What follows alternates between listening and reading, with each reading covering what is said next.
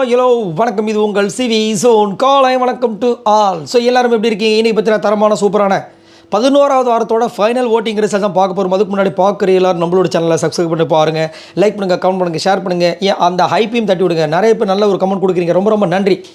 நீங்கள் கொடுக்குற உண்மையான ஆதரவு தான் என்னை இவ்வளோ தூரம் வந்து கொண்டு வந்திருக்கு உண்மையிலேயே. அதுவும் குறிப்பாக விஜய் பார்வதிக்கு ஆதரவு கொடுக்குற ஒரே காரணம் நீங்கள். அதாவது நான் எனக்கு பிடிச்சி தான் கொடுக்குறேன், ஆனால் நிறைய விஷயங்கள் வந்துட்டு ரொம்ப பாதிக்குது நம்மளை. அதுக்கெல்லாம் வந்து மருந்தாவது நீங்கள் கொடுக்குற அந்த கமெண்ட்ஸ் தான் எனக்கு மருந்தாகவே இருக்குது. ஸோ மறக்காமல் கொடுங்க, அந்த மருந்து எனக்கு போட்டுகிட்டே இருங்க. மறக்காமல் சப்ஸ்கிரைப் பண்ணிட்டு பாருங்கள். இப்போ வாங்க அந்த வீடியோக்குள்ளே போகலாம். அதுக்கு முன்னாடி பார்த்தீங்கன்னா சூப்பரான ஒரு சம்பவம் நடந்திருக்கு. என்னென்னா, இந்த ஹேட்டர்ஸ் வந்து சும்மா அப்படியே தூவி விட்டே போவாங்க. குறிப்பாக விஜய் பார்வதிக்கு இந்த சீசன் 9 பார்த்தீங்கன்னா ரொம்ப அநியாயத்துக்கு பண்ணிகிட்டே இருக்காங்க. அதுக்காக அவங்க தப்பு பண்ணலன்னு சொல்ல வரல, அவங்க தப்பு பண்ணியிருக்காங்க. தப்பு பண்ணும்போது கண்டிக்கிறது தப்பே கிடையாது. ஆனால் தப்பு பண்ணாமல் இருக்கும்போது தப்பு பண்ணிட்டாங்கன்னு சும்மா ரூமர்ஸை கிளப்பி விட்றாங்க. பார்த்தீங்கன்னா அதுவும் ஒரே ஒரு அந்த நாய் குறைச்ச ஒரு விஷயத்துக்காக எவ்வளோ மட்டமாக பேசுனாங்க. இப்போ கடைசியில் ஒரு சர்க்குலர் வந்துருச்சு, பிக் பாஸே கொடுத்துட்டாரு.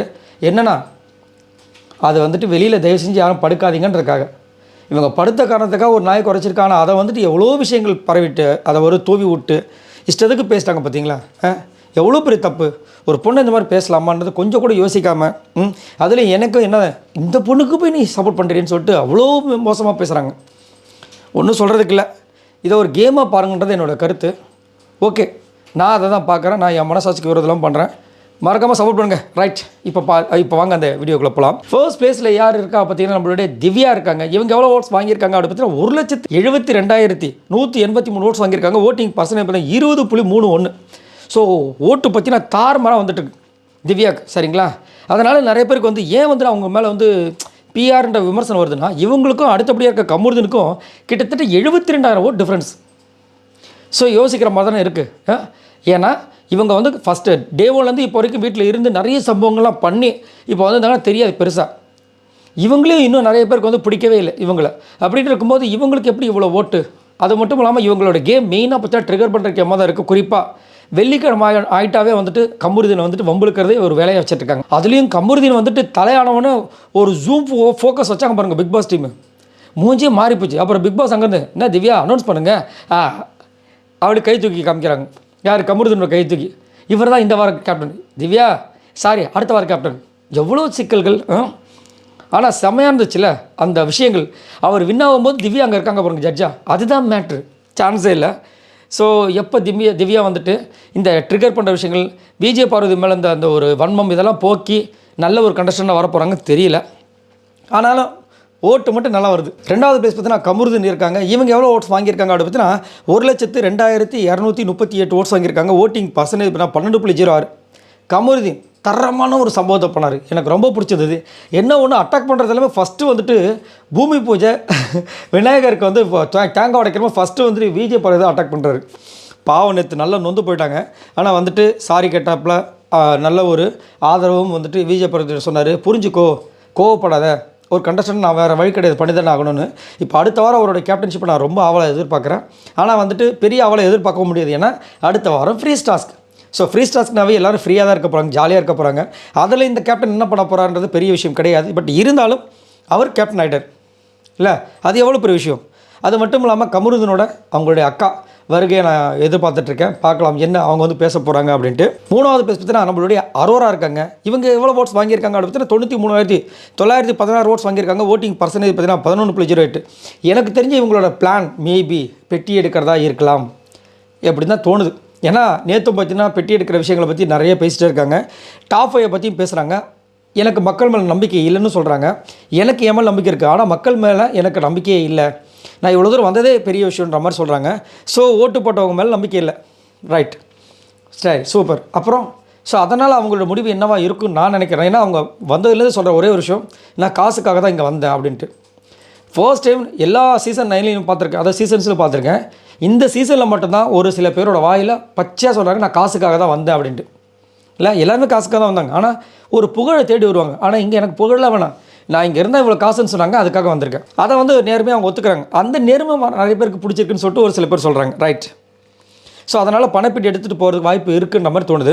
நாலாவது பேசுனா விஜய் பார்வதி இருக்காங்க. இவங்க எவ்வளோ ஓட்ஸ் வாங்கியிருக்காங்க அப்படின்னு 87,014 ஓட்ஸ் வாங்கியிருக்காங்க. ஓட்டிங் பர்சன்டேஜ் பார்த்தா 10.26. உண்மையிலேயே ஒரு பெரிய வெற்றி விஜய் பார்வதிக்கு கிடச்சிருக்குன்னா அது இந்த நாய் குறைக்கிற விஷயம். இது அவங்களுக்கு தெரியாது. ஏன்னா அவங்க எதுவுமே செய்யலையே. ஏன்னா வெளியில எவ்வளோ விஷயங்கள் போச்சு, அந்த விஷயங்கள் அவ்வளோ வைரலாக போச்சு. அதாவது பாருங்களேன், ஒரு நல்ல விஷயம் போகிறதுனா போகவே போகாது. அதே ஒரு தவறான ஒரு விஷயத்தை வந்துட்டு நெகட்டிவான ஒரு விஷயத்தை பரப்புறாங்கன்னா சர்றுபுறுன்னு போயிடுது. அது உண்மை இருக்கா பொய் இருக்கா எதையுமே கண்டுக்கிறது கிடையாது. இப்போ அனுப்பினவங்களாம் வந்துட்டு இந்த மாதிரி ஒரு விஷயம் வந்துருச்சு. இப்போ வந்து அந்த நாய் குறைச்சதே வந்து வெளியே வந்து அந்த ஹவுஸ் பெட்ஸாக படுத்ததுனால தெரிஞ்சு போச்சு.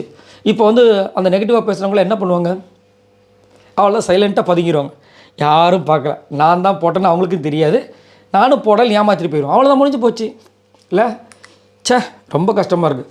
ஆனாலும் பார்வதி அவங்களுடைய கேமை கரெக்டாக போயிட்டுருக்காங்க. என்ன ஒன்று எனக்கு ஒரு வருத்தம்னா, திரும்ப திரும்ப அந்த ஒரு காதல் ஒரு விஷயத்தில் வந்துட்டு ரொம்ப அடி வாங்குறாங்க ஒரு பக்கம். இன்னொன்று ரொம்ப பயப்படுறாங்க. அம்மாவும் வந்து உள்ளே வந்து இதை பண்ண போகிறாங்க அதை பண்ண பயப்படுறாங்க. இதெல்லாம் அப்போ இருந்திருக்கணும், எப்போது தப்பு செய்கிறதுக்கு முன்னாடி. என்ன பார்வதி இது அப்படின்ற மாதிரி இருக்குது. பட் இருந்தாலும் சரியான ஒரு கேமர். 5வது பேசுறதுன்னா சபரி இருக்கார். இவர் எவ்வளோ ஓட்ஸ் வாங்கியிருக்காரு அப்படின்னு 76,841 ஓட்ஸ் வாங்கியிருக்காரு. Voting percentage 9.06. நான் ஆல்ரெடி சொன்னது தான், திறமையான ஒரு போட்டியாளர், அது மாற்றிக்கிறதே கிடையாது. ஆனால் திறமையை யூஸ் பண்ணாரா அப்படி கேட்டிங்கன்னா, இவருக்கு முதல் திறமை இருக்கா அப்படின்னு கேள்வி கேட்குற அளவுக்கு தான் இவருடைய விஷயங்கள் இந்த பிக் பாஸ் சீசனில் இருக்குது. கொடுமையாக இருக்குது. பெஸ்ட்டு பர்ஃபார்மன்ஸ்க்கு வந்து நிற்கிறாரு. பெஸ்ட்டு பர்ஃபார்மன்ஸ்க்கு வந்து நிற்கிறாரு. அங்கே வந்துட்டு ஏதாவது சொல்லுவார், நம்ம பார்த்தா ஆன்னு பார்த்துட்ருக்கோம். நம்ம அவரும் ஆன்னு பார்த்துட்ருக்காரு. ஏன்னா ஃபஸ்ட்டு வந்து கமருதன் சொல்லிட்டாரு, அங்கே வந்து யோசிக்கிறாரு யாரை சொல்லலாம். அப்போ இவ்வளோ நேரம் என்னையா பண்ணீங்கன்னு சொல்லிட்டு எல்லோரும் கேட்குறாங்க. கொஞ்சம் கம்முன்னு இருங்க கொஞ்ச நேரம் அப்படின்னு டென்ஷன் ஆகிறாரு. இது வந்துட்டு இது ஒரு நல்ல கண்டஷனுக்கு அழகா. அப்போ இன்ன வரைக்கும் என்ன பண்ணிட்டுன்னு கேள்வி கேட்பாங்களா இல்லையா? அதுலேயும் அவர் சொன்ன ஒரே ஒரு வார்த்தை, Kamaruddin best performance Kamaruddin first. என்னப்பா அது கீழே இருக்கிற பிளாஸ்டிக் எடுத்து பார்வதி வாயில் ஓட்டினீங்களே, அது சூப்பராக இருந்துச்சு. என்ன இது ஒரு படம் எப்படி இருக்குன்னு கேட்டால், அந்த டைட்டில் கார்டு போடாங்க பார்த்தீங்கன்னா அது நல்லா இருக்குன்ற மாதிரி இருக்குது. ஏன் அப்போ படத்தை அதை பார்க்கவே இல்லையே, அடா பாவிகளா அப்படின்ற மாதிரி இருக்குது அவர் சொல்கிற விஷயங்கள். 7வது பேசுனா கனி இருக்காங்க. இவங்க எவ்வளோ ஓட்ஸ் வாங்கியிருக்காங்க அப்படின்னு 56,471 ஓட்ஸ் வாங்கியிருக்காங்க. Voting percentage 6.66. எனக்கு தெரிஞ்சு கண்டிப்பாக நாளைக்கு போகிறதுக்கு வாய்ப்பு ரொம்ப ரொம்ப கம்மி. கண்டிப்பாக. ஏன் அப்படின்னா, இந்த ஃபேமிலி ரவுண்டில் கனியில் ஒரு முக்கியமான நபர். அவங்க ஃபேமிலியில் வந்து ஒரு அழுகையாக ஒரு விஷயம் சேடாக நிறைய விஷயங்கள் இருக்கும். எனக்கு தெரிஞ்சு அவங்க தங்கச்சி விஜயும் வர்றதுக்கு வாய்ப்புகள் இருக்கலாம் அப்படின்ற மாதிரி தோணுது. சப்போஸ் விஜய் வந்தாங்க அப்படின்னா கண்டிப்பாக இவங்க வந்து டாப் 5 இருக்கிறதுக்கு வாய்ப்பு இருக்கலாமோ அப்படின்னு தோணுது. பார்க்கலாம் என்ன நடக்குதுன்னு. அதே மாதிரி உண்மையிலே இவங்க நம்ம பாராட்டி ஆகணும். கமருதீன் கூட லாஸ்ட்டாக செம்ம ஃபைட்டு கொடுத்தாங்க கனி அந்த ஏஜ்லேயும். அது உண்மையிலேயே தரமான ஒரு கனி நம்ம பார்த்தோம். என்ன ஒன்று, அப்பப்போ வந்துட்டு இந்த விக்ரம் கூட சேர்ந்து ஒரு சில ட்ராமாலாம் போகிறாங்க, அதை தவிர்க்கணும். கூடவே இந்த சாண்ட்ரா விஷயத்தில் அவங்க பண்ணுறதை கொஞ்சம் தவிர்க்கணும். ஏன் தொடர்ந்து பண்ணுறாங்கன்னு தெரியல. இதை வந்து விஜய் சேதுபதி தட்டி கேட்பார்ன்றதை பொறுத்து தான் பார்க்கணும். 8வது பேசுகிறதுனா அமித் இருக்கார். இவர் எவ்வளோ ஓட்ஸ் வாங்கியிருக்கார் அப்படி பார்த்தீங்கன்னா 53,813 ஓட்ஸ் வாங்கியிருக்காரு. Voting percentage 6.35. அமித் அவர்கள் ஆல்ரெடி சொன்னது தான், தரமான ஒரு நட்பு. இப்போ கூட நான் நைட்டு தான் இந்த வீடியோ எடுக்கிறேன், பார்க்குறேன். விஜய் பார்வதி வந்துட்டு அவர் ஷோல்டரில் உட்காந்து தூக்கியா அது எப்படி நம்ம ஸ்லிப் ஆனான்றதை டெஸ்ட் பண்ணிகிட்ருக்காங்க. நல்ல ஒரு சூப்பரான ஒரு நண்பர். அதுவும் அவர் நேற்று வந்துட்டு கடந்து வந்த பாதை அதை பற்றி சொன்னார். நேற்று முந்தானது அந்த ஒய்ஃப் அவங்களுடைய அந்த சீரஞ்சனியாக அவங்களுடைய பற்றி பேசினார். சான்ஸே இல்லை, அந்த மாதிரி ஒரு மனைவி கிடைக்கலாம் எல்லாருமே கொடுத்து வச்சுருக்கணும். அதனால் அவங்களோட விஷயங்களையும் நம்ம நேரடியாக பார்க்கணும், அவங்களோட குழந்தையும் நம்ம நேரில் பார்க்கணும்னு ரொம்ப ஆசையாக இருக்குது. 9வது பேசுகிறதுனா சுபிக்ஷா இருக்காங்க. இவங்க எவ்வளோ ஓட்ஸ் வாங்கியிருக்காங்க அப்படின்னு 53,781 ஓட்ஸ் வாங்கியிருக்காங்க. Voting percentage 6.34. சுபிக்ஷா இந்த வாரம் கடக்கிறது ரொம்ப பெரிய கஷ்டம் இருக்குது. ஆனால் கடக்கிறதுக்கு வாய்ப்புகளும் இருக்குது. ஏன்னா அவ்வளோ கோவம் வந்து இவங்களை விட எஃப்ஜே நிறைய பேருக்கு இருக்குது. 10வது பேசுனா எஃப்ஜே இருக்கார். இவர் எவ்வளோ ஓட்ஸ் வாங்கியிருக்காரு அப்படி பார்த்தீங்கன்னா 51,286 ஓட்ஸ் வாங்கியிருக்காரு. Voting percentage 6.05. ஸோ எஃப்ஜே கண்டிப்பாக வந்து இந்த வாரம் வெளியே போகிறதுக்கு வாய்ப்பு இல்லை, எக்கச்சக்கமாக இருக்குது. சரிங்களா, எக்கச்சக்கமாக இருக்குது. இன்னொன்று வந்துட்டு வியானாவை இவருக்காக தான் வெளியே அனுப்பியிருப்பாங்களோ முன்கூட்டியே. ஏன்னா வியானா மேலே அவங்க அம்மா ரொம்ப கோவத்தில் இருக்காங்க. சமீபத்தில் வியானாவோட இன்டர்வியூலேயே அம்மா என் கூட இது வரைக்கும் பேசவே இல்லைன்னு சொல்லியிருக்காங்க. சப்போஸ் ஃப்ரீ டாஸ்கில் அவங்க வந்தாங்கன்னா பயங்கரமான பிரளயம் ஏற்படலாம், அது எஃப்ஜேக்கு மைனஸாக போக முடியலாம் அப்படின்னு நினச்சிருப்பாங்களும் எனக்கு ஒரு சின்ன தாட்டு. அது நடக்காதுன்றதுலாம் தெரியாது, அப்படி நடந்திருக்கலாம் அப்படின்னு தோணுது. அப்படி ஒரு பார்வையில் நினச்சிருந்தாங்கன்னா கண்டிப்பாக இந்த வாரம் எஃப்ஜே போக மாட்டார். லாஸ்ட்டாக பார்த்தீங்கன்னா ஆதரே இருக்காங்க. இவங்க எவ்வளோ ஓட்ஸ் வாங்கியிருக்காங்க அப்படின்னா 33,390 ஓட்ஸ் வாங்கியிருக்காங்க. Voting percentage 3.93.